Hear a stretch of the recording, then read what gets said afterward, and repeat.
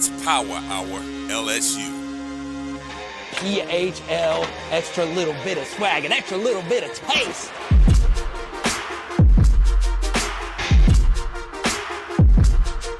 Yeah.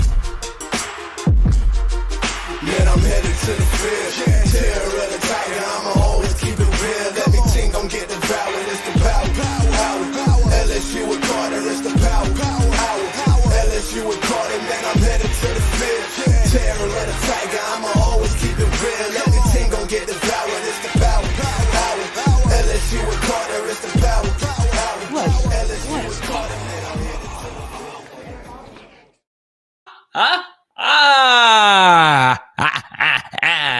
Happy hump day. Jackson Howard has entered the transfer portal, and it's no laughing matter because LSU needs as much help as they possibly can defensively. Or do they? Is this addition by subtraction? Well, I'll tell you this. When Jackson Howard came out of Minnesota, I want you to keep that in mind. Minnesota, I had an okay grade on him. You know, he kind of began to slide a little bit in the recruiting rankings. He started things off as a top 100 guy, and if you look really closely, all four of the services had him outside the 120 range, and On Three had him at 250. His consensus ranking ended up being about 120. And on Patreon, we grade every single high school recruit on our own grading scale, and I had him around a higher tier 3-star average prospect grade. I think he's playing the wrong position. I do feel he is better served on offense as a tight end, but you know, his dad played in the NFL, played for the Minnesota Vikings, and he was a defensive player, and Jackson Howard is looking to follow in his footsteps. And last year, he redshirted. He played exactly 5 games. He was used as a special teamer early in the year, and he was a good special teamer. And probably midway through the season, LSU said, look, we're going to give you the opportunity to redshirt. And then he played in the bowl game, didn't really do a whole lot in the bowl game, and didn't really do a whole lot this year. He played some in the Texas A&M game as well. So for me, I wasn't as high on him as the recruiting rankings were. And that doesn't mean he's going to be a great player. Obviously, we all miss on our projections and our predictions and whatnot. And I liked him. He played hard. He did things, by all accounts, the right way. But it didn't work out. LSU's defensive end room is extremely deep. And something that happened to Jackson Howard were actually quite a few things. You know, I am a huge Jamar Cain fan. I think Jamar Cain was a really good defensive line coach when he was here at LSU. And I believe Jamar Cain was one of his primary recruiters, someone that he had a really good relationship with. He left because there was a shakeup on the defensive line with a new Jack linebackers coach coming in John Jancic. And then Cain left. And, well, this next year we had a brand new defensive line coach. So it just really never meshed for him. And I think it's one of these situations where it is better for both parties involved that they move on. I still think Jackson Howard is a Division I Power 5 defensive end. I still think he is going to be good. But I didn't ever really see that next level special bend that you see with a lot of the elite edge players. So we would have been better off with him than without him, but it's also a situation where he can move closer to home and maybe find a defensive end room that's not as deep as our defensive end room. And also the style of play our defensive ends will play next year will be kind of different with Kevin Peoples now being their position coach. So best selected Jackson Howard. I'm a big fan of his, doing research on him. But I want to get into a different topic, and we dive a little bit deeper data-wise. This is a bunch of chicken scratch here, but I released a lot of research here. I know it doesn't look too fancy, but I I like to do deep dives on LSU recruiting, right? Not necessarily on if this player was going to go here or there, but what actually works at LSU. Okay, what do we need at LSU, and what should we avoid at LSU? And I think one thing people tend to forget when it comes to LSU recruiting or just sports in general, it's hard to point out who is going to be special. What's even harder, though, is what should you avoid? What are some things as prospects or as players? Is it a personality thing? Is it a body type? Is it a recruiting ranking? Do we tend to fall in love too much with 4-star versus 3-star? There's a lot of different things that I look at.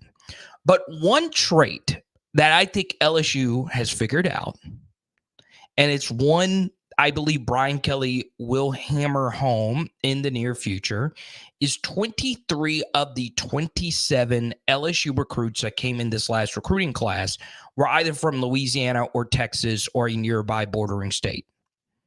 Okay, 23 of the 27. Now, what does that mean exactly? Well, that means LSU said we need to really focus in on our region. And JAXON Howard is from Minnesota. So on Patreon, all the data is there. But I'm just going to give you a little sneak peek of it here so you can go sign up and be a part of our Discord community. 25% of the time, players outside of our framework succeed as LSU high school recruits. 1 out of every 4. And on average, when it comes to recruits, about half of your recruits hit. Half of the time. So 25% of the time, when a player who is not from Florida, Alabama, Mississippi, Texas, or Louisiana, when we get recruits outside of our framework, they don't work out. Even ones with elite recruiting rankings. Okay? So JAXON Howard was a relatively elite recruit. He was a really good 4-star recruit out of Minnesota. But it's not a part of our framework. Now, transfers are a different thing. Transfers are a more sure thing in theory, right? You have college tape on transfers. You're recruiting an adult when it comes to a transfer. There's more proven data on transfers. Maybe not as high as upside, but you're getting a higher floor player that can contribute and start and give you stuff, right? When it comes to high school recruits, though, if there was something I could recommend to LSU football, stick in your framework, unless it's somebody truly transcendent. Elias Ricks, you should have gone after him. You got him. He gave you good football, and then things turned sour. Bryce Underwood, yeah, you should go after Bryce Underwood, even though he's all the way up in Michigan. All right? So outside of that, outside of really special players and high-value positions of need, more often than not, it is smarter to stay within the framework. Now, are there exceptions? Yeah. If you play in California, but your whole family's from Louisiana and you're actually moving back home, it's a little bit different. That's extra context. But I would be very careful recruiting kids outside of the framework. All right. There's only really 2 positions I would focus on: quarterback and offensive line, because they are the 2 most valuable resources in high school recruiting. And offensive line to me is more valuable than quarterback, because you need 5 offensive linemen compared to 1 quarterback on the field. And there's a lot of quarterbacks you can go get in the transfer portal and so on and so on. So, and you could just go bid and get you 1 elite quarterback. It's hard to bid and put together a really big time offensive line. And historically, a lot of offensive linemen from wherever have succeeded at LSU. Okay. Ethan Posick, Joseph Barksdale. I think Ethan Callaway is a very interesting player. There's a lot of out of our framework and out of our normal region offensive linemen that have come to LSU and been really good football players. So I would heavily think about going after certain players. Is the juice worth the squeeze? So bet selected Jackson Howard, and I find his next move to be very interesting. I also think LSU is getting ready to get another commitment for the class of 2025, and I think that announcement will come soon. It was a player that we discussed yesterday. His name is J.T. Lindsey. He is a running back out of Alexandria. So there you go. And as Pegasus points out, Garrett Dellinger from Michigan. All right. So offensive line, you really got to recruit nationwide because you need a lot of them. And there's not as many of them in the transfer portal. And I have been radicalized to high school football recruiting when it comes to offensive line, right? Now in the portal era, you can find some guys that can go out there and catch passes. You could find you one quarterback in the portal. You could find defensive pieces and it piece together and work out on the defensive side. Offensive line is always going to be the number one resource to me. And I'm not just saying that because Brian Kelly has turned up our offensive line recruiting to a level it's really never seen before. So there you go. Now, the next thing I'll bring up before we get to some more of your questions, we say hi to Lance.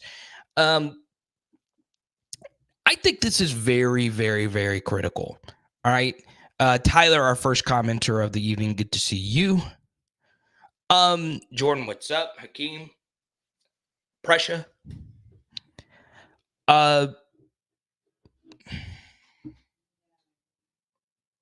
Let's have an honest conversation here.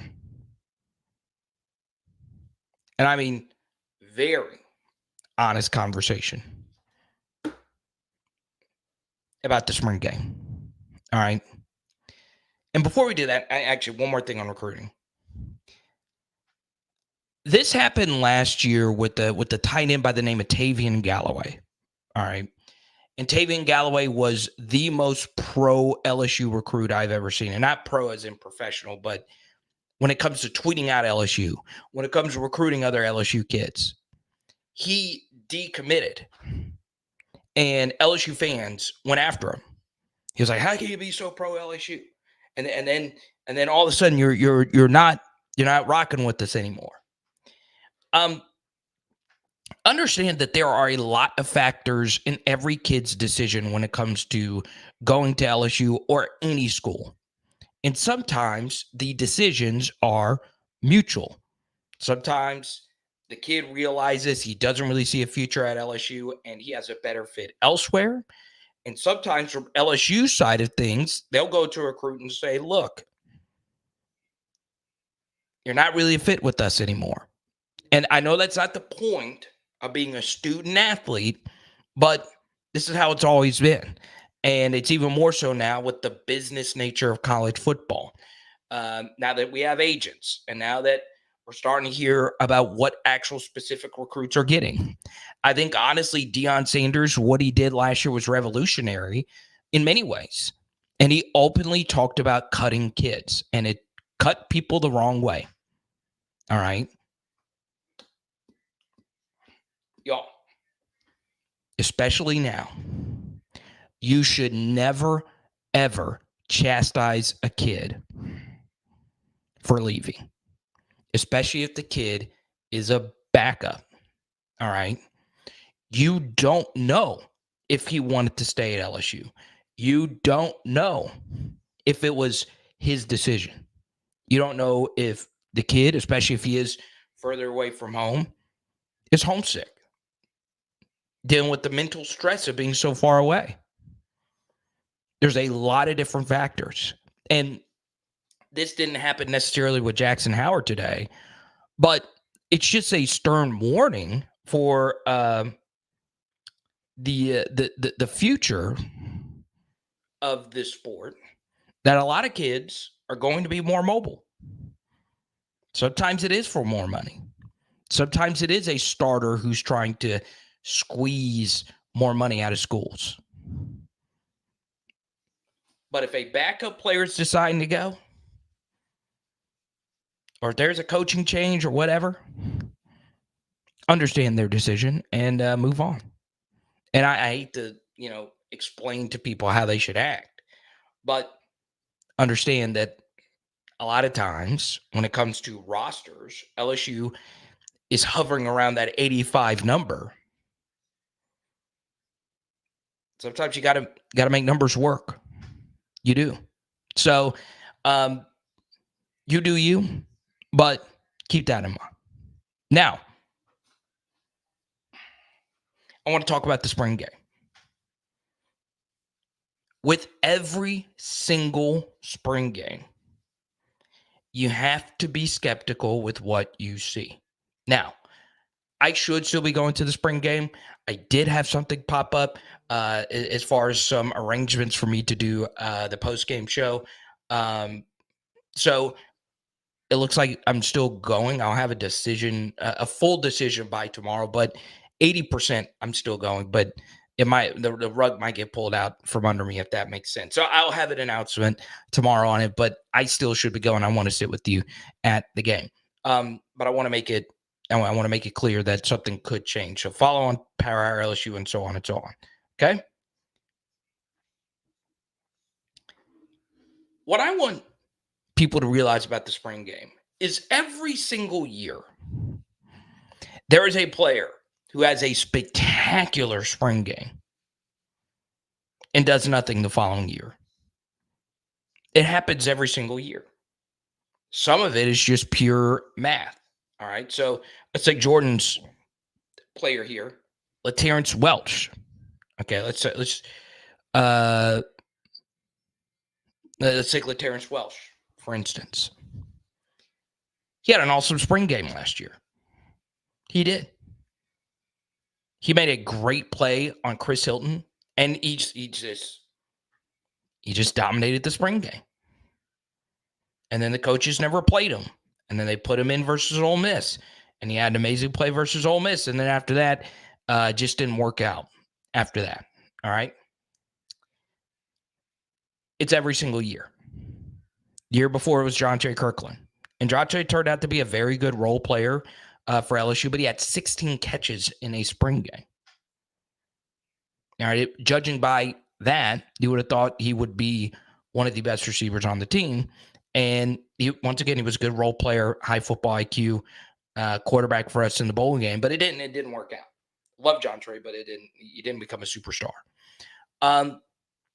Richard Murphy many years ago had one of the best spring games by any LSU running back.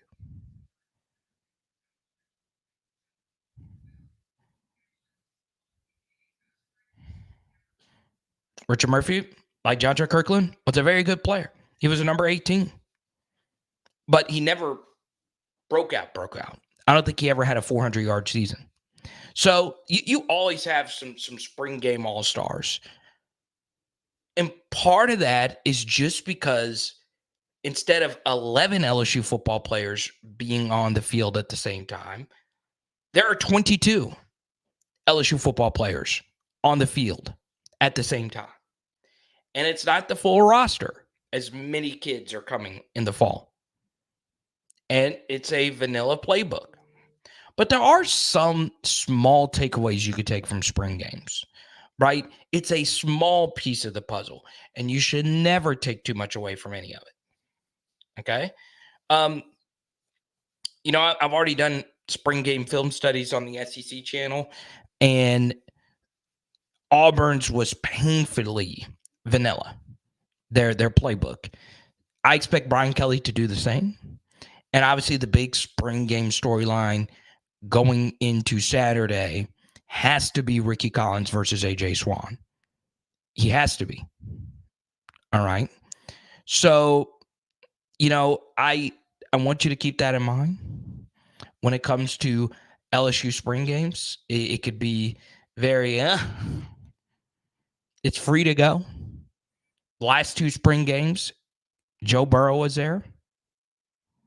So you never know who's going to show up. Joe Burrow, Angel Reese, Jamar Chase, we're all there. Clyde Edwards-Helaire, there. So there you go. Now, as we always do about 20 minutes in, this content for you is free. There's paid content we do on Patreon. You can also go to powerhourlsu.com/merch and get your merch. But even more importantly, you could super chat right now. I truly believe you support what we're doing. I go straight to your topic. And we can even have a one-on-one conversation after the stream is over. So please fire them on in at Power Hour LSU on Twitter, where you can follow me on social media. And there you go. Jordan, thank you so much for the super. You get to pick the next topic. Go right on ahead. Venmo's, Cash Apps, always appreciated. More appreciated. Now, because Jordan stepped up right on cue, I do want to go back to, the opening thing that we talked about, which is the out-of-state recruiting. I always ask myself this question. If I was an LSU coach, how would I go about recruiting? I would start with one big question. Is the kid I'm recruiting someone I can envision being a needle mover? Now, not every kid that you scout or you recruit will be a needle mover by any stretch of the imagination. Okay, you can look at a kid and be like, okay, this guy could be a good football player for us. He might not be special. But when it comes to an out-of-state guy, really ask yourself, is this kid someone I could see being a double-digit sack guy? Someone I could see forcing slide protections his direction almost every single time. And that wasn't a smooth description of slide protections, but you get what I'm saying. Is this guy a true difference maker? Because I truly do believe when it comes to solid college football players, outside of the offensive line position, you could find mostly solid to starter level players in the transfer portal or at a high school in our framework. Mostly Louisiana, Texas, but Mississippi, and so on.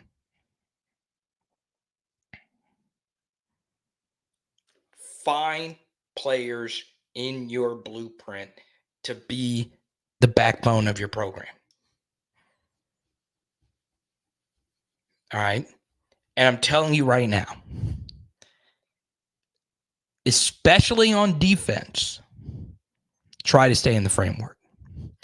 There have been an alarmingly high number of players that we have recruited outside of the southeastern region here on the defensive side that were blue chip, can't miss recruits, and they gave you nothing. Okay? Gave you nothing. And nothing is always a strong way to describe it, but that's a valuable resource. That's a valuable roster spot. That's a valuable bit of NIL you're spending to get a kid from wherever to come to your school.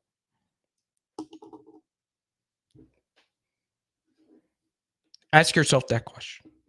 Now,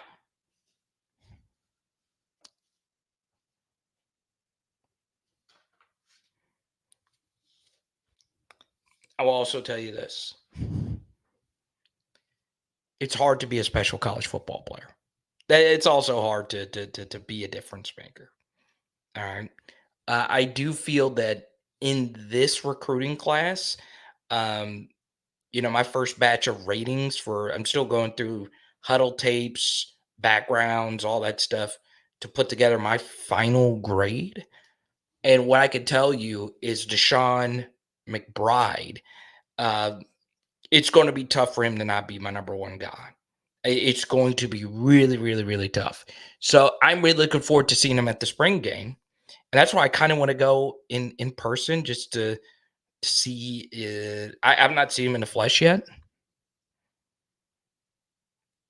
But I'm excited. I'm really, really, really excited to get to see him. Number 10. All right, keep that in mind. Number 10. Let's go to Jordan's Super Chat. Local kid waited his turn, position of need. Then LaTerrence Welch transferred. Can we infer anything? Yeah, I know you always liked him. He just he didn't ever make really any plays. He made one really big play versus Ole Miss. That was on the first drive of the game, and it was a pass breakup. And it was a really special pass breakup. When it comes to ball skills, he was really good. He was really good at locating the football and making a play. I just think, he had a huge injury his senior year of high school, and it was a lower body injury. And I just don't think he ever really got that high in athleticism back. He's a longer corner. That's the build of what you want your corners to look like. He was honestly built like a lot of traditional Corey Raymond corners. And obviously Corey just came in after Welsh, transferred. I honestly think it was that. He struggled tackling guys in the open field on special teams and on defense. So I think that's what happened with him. You never really know, but I wish him the best. I believe he went to Arizona State. And we'll see. We'll see.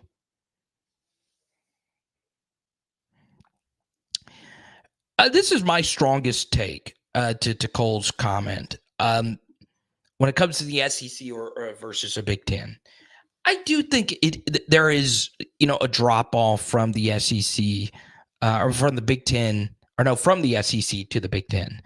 I just don't think it's massive. I really, really, really don't. If you were to go program by program, yeah, SEC's got more draft picks. Yeah, we're getting Texas and Oklahoma to join our conference. But, the Big Ten plays good football. They really, really, really do. Now, what I would find to be interesting, though, is there have been a lot of transfers that have had verified success and playing time at other Power 5 schools, and they've transferred here and been duds. So there might be something to it. I just don't think it's like some gigantic drop off from the Big Ten to from the SEC to the Big Ten, but I might be wrong about that. A lot of recruits that have come from the other conferences and have had and were successful, they just didn't work out here. Mike Jones, the linebacker from last year, Omar Spates, Mason Lunsford, some of that's injury related. All three of those guys had their injury issues, and maybe that's the case. But it's always tough. It's individual by individual player. I mean, Jarek Bernard-Converse was a fantastic player for us. Mekhi Gardner was a really good football player for us. We've had transfers from Marshall. I don't know. But ultimately, the roster is overflowed with players right now. It is. We say hi to Pick Six. We say hi to Isaiah. We say hi to Cliff. Carvis said Howard wasn't as big as Womack. True. Womack is a unit. We say hi to Skipper. Van. Hakeem. Good to see each and every one of you. Tony the Tiger's in here as well. Tony, show yourself. And, especially in the offseason, we drift off into other sports.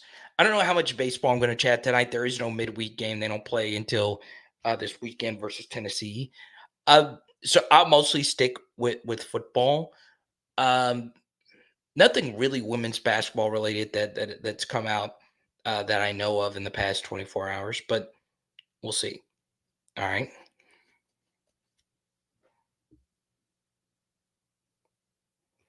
Cole says top of the Big Ten is pretty competitive, but the drop-off is pretty sharp.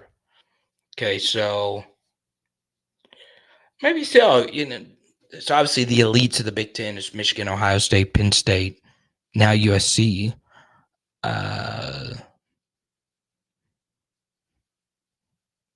And then elites of the SEC. It's Georgia, Alabama, LSU, Texas, Ole Miss, Tennessee. So yeah, maybe there is a bigger drop off. I don't know. I think most of the national media would say there's not really a big drop off, but when you add Texas and Oklahoma compared to USC and UCLA, when it comes to football, yeah, I would say so. Uh, there was one football related thing that I tweeted out a little bit earlier today about the Alabama game. I truly do believe the Alabama game will never be the same. I truly do believe it. Some of it is the Nick Saban part of it. Some of it is also it's Alabama, right? I hate to beat the dead horse about this. With the playoff expanding to 12 teams, individual games just lose that bit of value.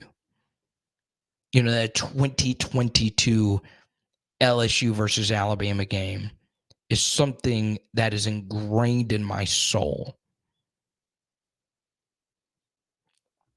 The 2012 LSU Alabama game, I tweeted out a clip of J.C. Copeland with the deep run down the sideline.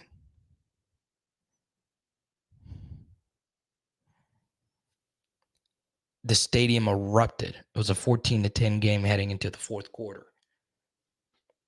It's a weird game.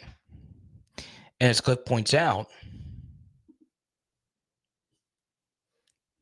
there's no more SEC East and SEC West.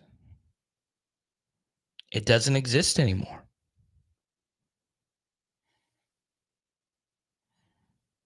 It doesn't. Cole says Missouri beat OSU in the bowl. True, but Ohio State didn't have their quarterback. Marvin Harrison didn't play in the game either. Defensively, Ohio State was actually pretty elite in that game. 14-3 was the final score. Does Marvin Harrison move the needle that much in that game? I would say so. I mean, he won the Biletnikoff. Shouldn't have, but he did. Here's Blyberg. Here's the thing I don't get. Decorian Moore gone yet. All right. This is a very unfun part of the job. It honestly is. All right. I think Blyberg has commented before, but let me just vent here for a second. One thing I never quite understand when it comes to college football recruiting or just college football fandom.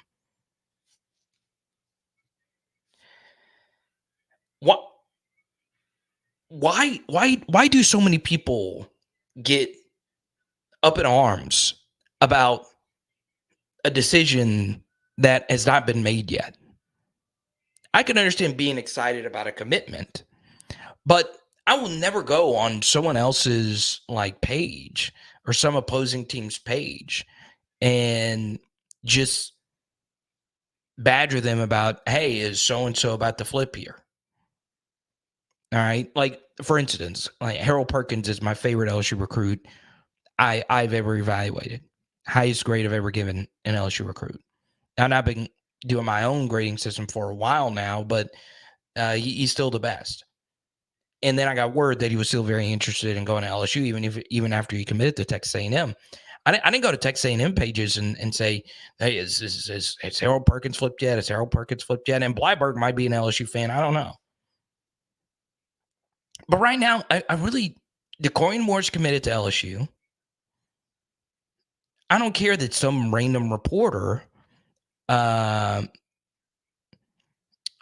just don't care that some random reporter says he's going to go to Texas, or he might go to Ohio State, or he might go to Oregon. If he does, I would much rather him go to Ohio State or Oregon because they won't be in our conference. But it's just something I don't worry about. And unless I get like someone that I truly trust telling me that Decorian Moore is getting ready to flip. And look, he's a transcendent prospect. He is one of the best high school recruits we have ever landed. Now, it doesn't mean he's going to work out. And if I was Decorian Moore, I would definitely be keeping my options open and hearing out, wherever I could potentially go and feel what's best for me. And I would tell him that right now, that I would much rather you play at LSU, but do what's best for you. Do what makes you happy. Okay. I think football of all sports is a sport that you can't play unless you're truly happy somewhere. If you're not happy at LSU, or if you're not happy at Cal State Fullerton or wherever, don't play. Go somewhere where you feel like you're going to be happy. I don't want you to be in mental anguish. But like from this point forward, this topic's going to get brought up until he actually signs. All right. Now, what I would tell you about Decorian Moore is Texas, to me, will always be the toughest school because of proximity, and also because Texas has, good NIL funding, and he's got teammates that have committed to Texas. All right. Obviously, he's got a teammate in Caden Durham going to LSU. He's got a teammate in Colin Simmons at Texas. Oregon is stacked. It's a very good program. They got deep NIL buckets of money.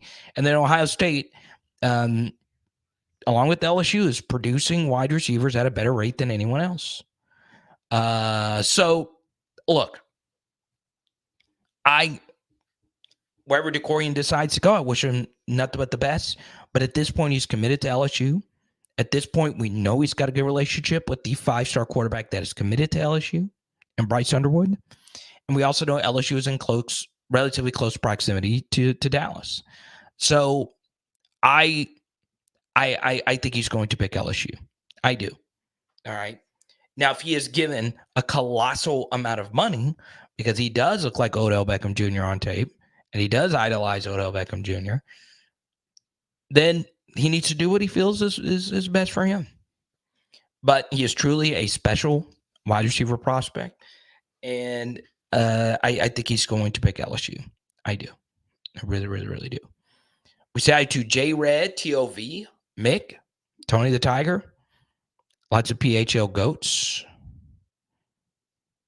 Can't stand OSU. You would prefer him go to OSU instead of Texas, though.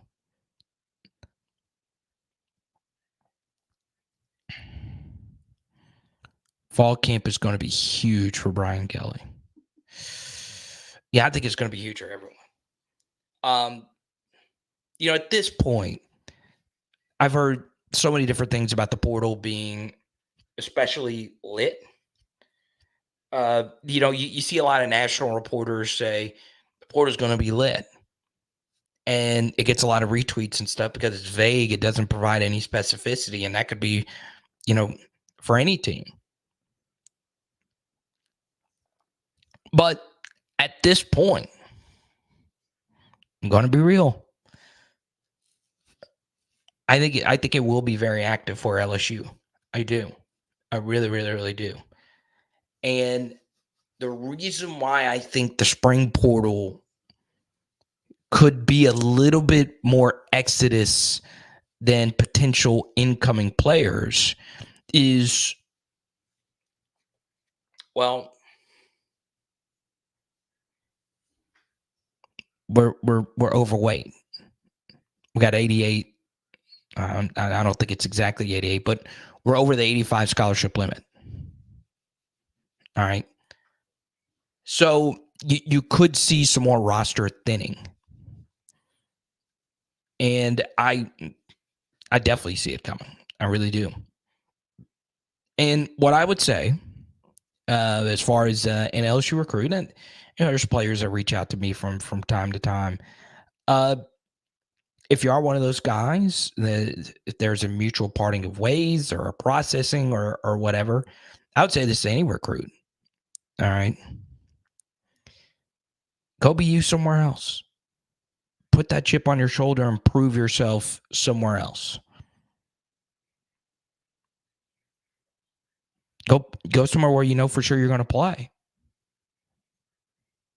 and be you. Your first stop never defined you. It doesn't. It doesn't.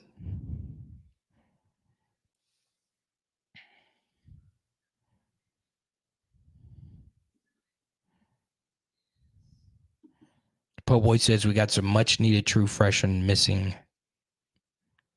in the spring. Yeah, obviously Dominic McKinley's one of those guys. Treyas Green is another one of those guys because they're 5-star recruits, but they're also players that could provide some good positional depth. Obviously McKinley, going into this year one is probably going to be a more valuable asset than Green. But there's a lot. There really, really is a lot. Caden Durham, though, is the guy. That's the guy. When I've spoken to recruits, they say Caden Durham is a guy to look out for.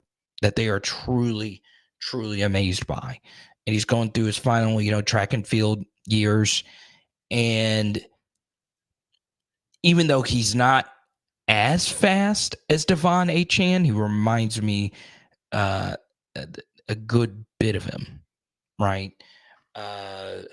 So if that's who he is, then we truly got somebody breathtakingly special. Okay. But at this point, I really do like him. Now, we are approaching the 1 hour mark.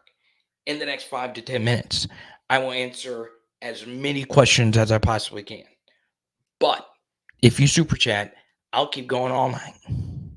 I will. All right. Type Y for yes, type in for no. You are going to the spring game on Saturday. Type Y for yes, type in for no.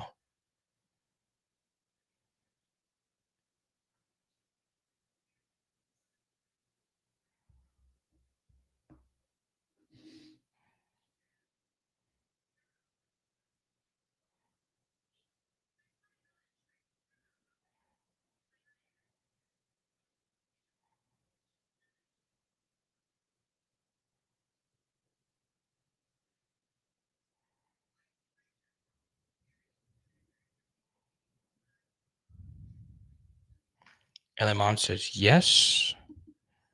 Adam says no. Jared says no. Lance says I wish. I'll have a gazillion % answer by tomorrow. I did have some things pop up, and I'm trying to work around it. So I will have something for tomorrow. Okay.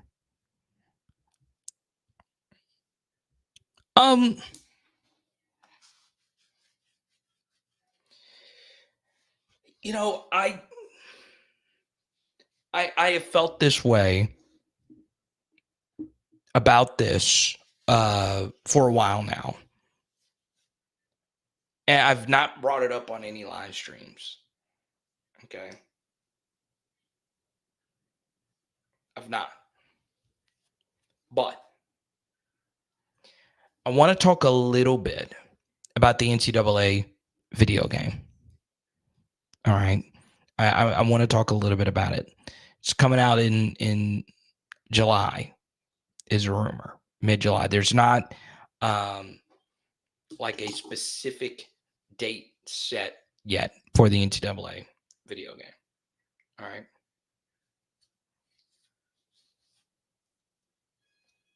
What I would tell you about this game, all right, is I don't know if I'm going to play it or not yet, because it does require me to go get a game system, like a gaming console. All right. But I saw this earlier. I saw Preston Guy. I think it was Preston Guy that tweeted this out, or it might have been Go Edits. I don't remember who. And the Go Edits guy said, what will Garrett Nussmeier's ranking be on the game? What will it be?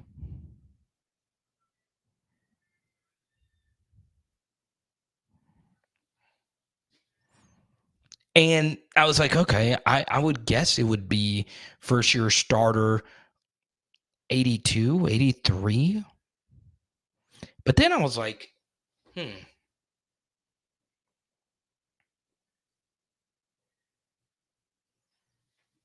how accurate are these ratings going to be? I mean, there are a gazillion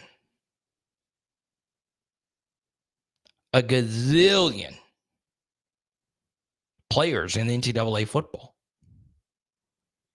Could there be jealousy in locker rooms over how good a player is? You know, since there are so many players, all right, there tends to be, especially at a position like corner, where you don't really see corners on the field all that much. You know, you really don't know if they're doing their jobs. You know, you don't really see them unless they're thrown to that side of the field. There's often times where I see people make all SEC at corner or something along those lines just because they were a 5-star recruit. You know, I had someone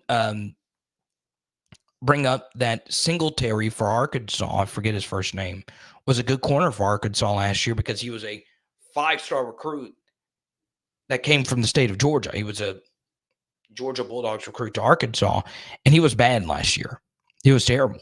And I was like, wait, did you watch any of the Arkansas games? And he was like, yeah, he was good. I was like, no, he wasn't. So I'm also interested to see how accurate the ratings are for obviously the players that opted into the game. Let's go to Blanche's super chat. I really appreciate you, Blanche. Obviously, wide receiver is a position that I love to talk about. Carter, you define us. I'm flattered. I don't know exactly what that means, but it sounds cool.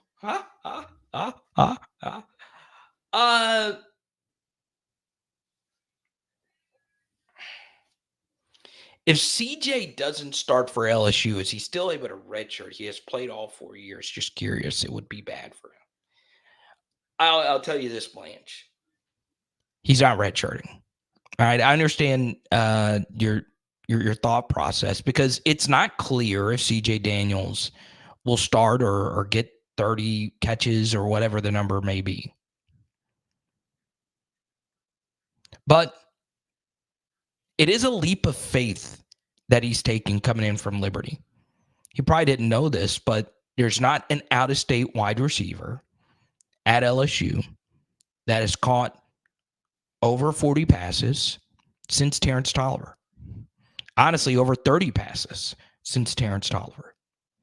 Now, there have been other receivers from outside the state of Louisiana that have had some success. D. Anderson caught 20 passes.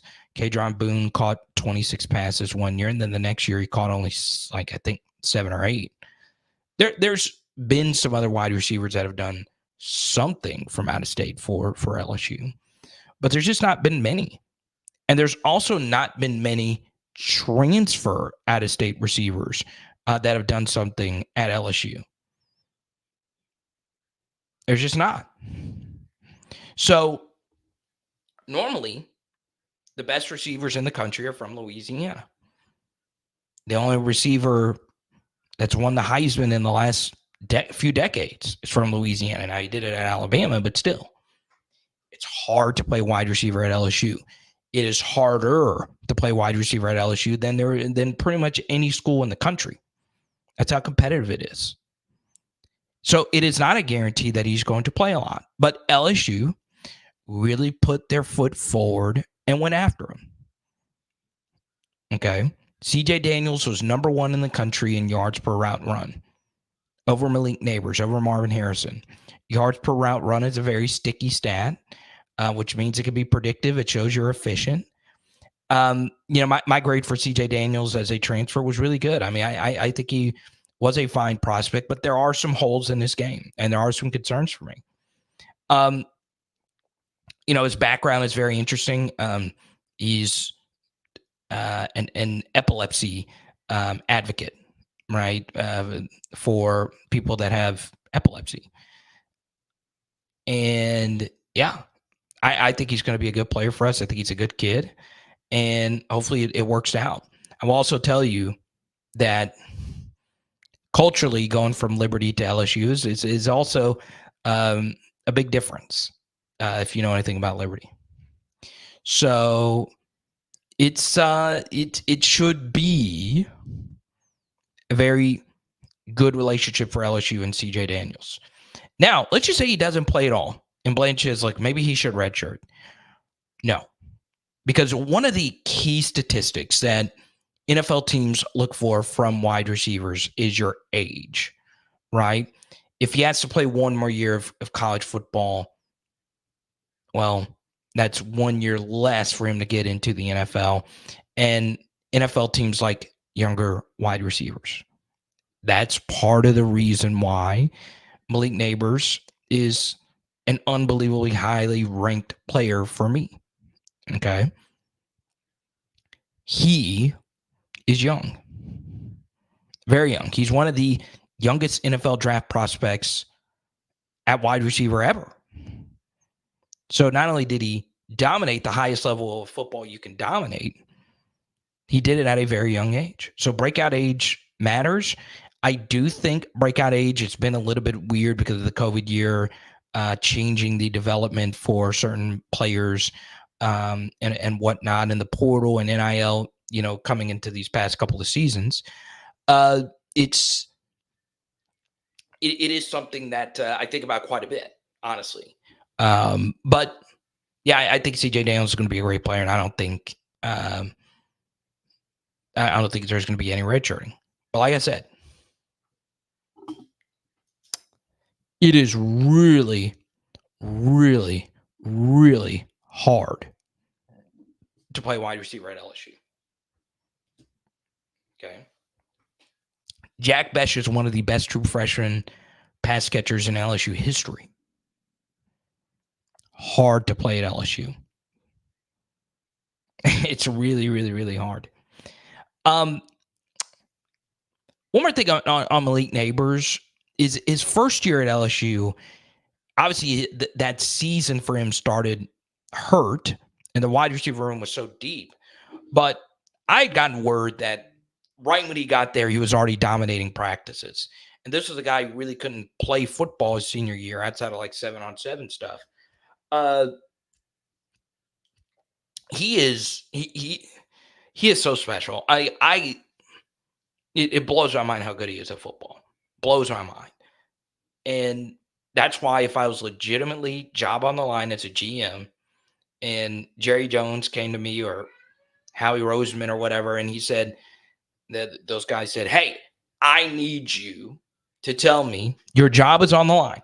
Pick a wide receiver, Marvin Harrison or Malik Neighbors. I will tell Malik Neighbors. I would. Now, one more thing on the draft. Brian Thomas Jr. is shot up. Okay. His hype has gone up. That concerns me just a bit. It really, really, really does.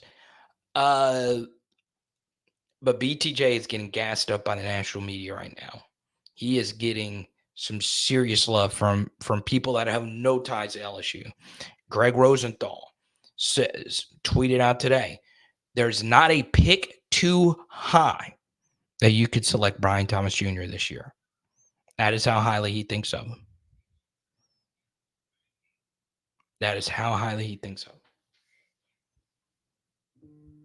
Yeah, there were a few pause situations. I was wondering if one of y'all were going to catch it. And there you go. Chris Sims has Neighbors and BTJ number 1 and number 2 for his wide receiver rankings. Man, I'm telling you. The national media loves them, some LSU receivers. I've been shocked at how many national media members have moved Malik Neighbors over Marvin Harrison. BTJ, though, as high as they are on him, I kind of hate it for Brian Thomas Jr. that he's been gassed up this much because he would have been the perfect fit for like the Bills in the back half of the first round or the Chiefs in the back half of the first round, where you're going with Hall of Fame can't miss quarterbacks, where it would be near impossible for him to fail. But I would have rathered him gone in that range instead of now getting gassed up first half of the first round, and you got to go to the Jets or something like that. That's a tough spot. That's a tough spot. I also think the Jets are seriously considering Brock Bowers. That just shows you how much I'm in the NFL draft mode right now. Now, we'll take a few more here. Once again, a few super chat will keep the party moving. Okay, here's Blanche. Yeah, well, you did just super chat. I didn't want to get in. I was going to let this one slide because it's good content fodder, but I was like, it's just so hacky to do the, they're sleeping on Brian Kelly. They didn't put him in the top 10.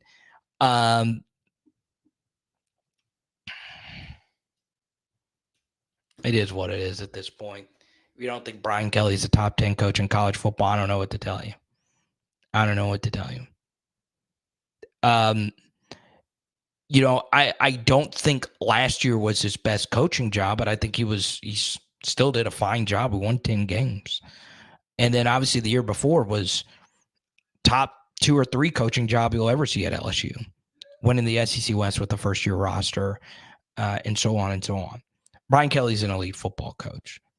He is a person who is not rigid. He is open to change. He is open to new ideas. He is open to getting younger in coaching staffs. He's open to analytics, and he is a very aggressive fourth down decision maker, which is what I like from my coaches. All right. Brian Kelly's a top 10 coach in college football. He's already in the College Football Hall of Fame. And it's interesting that Nick Saban leaves, Jim Harbaugh leaves. So 2 guys that you could legitimately put, well, Saban is ahead of Kelly, but Jim Harbaugh you could put ahead of Brian Kelly. They left, and you still don't have Brian Kelly in your top 10. Okay? You still don't. I never looked at the list, to be honest.